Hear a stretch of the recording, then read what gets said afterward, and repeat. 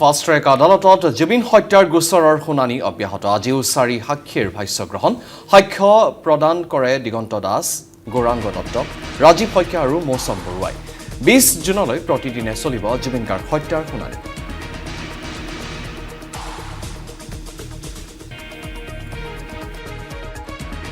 ঘণ্টা ধৰি জেৰা কৰে আৰু আমি ভাবিছোঁ যে আমাৰ সাক্ষী ভালেই হৈছে আৰু জুবিন গাৰ্গ ডাঙৰীয়া ন্যায় পাব। ভালকৈ ৱেল প্লেন তেখেতৰ মাৰ্ডাৰ হৈছে, খুব ভালকৈ তেখেতক প্লেনিং কৰি মাৰ্ডাৰ কৰা হৈছে, কনস্পিৰেচি আছে। কথা এটাই, আমাৰ প্ৰাণৰ শিল্পী, আমাৰ মৰমৰ শিল্পীজন নাইকিয়া হ'ল।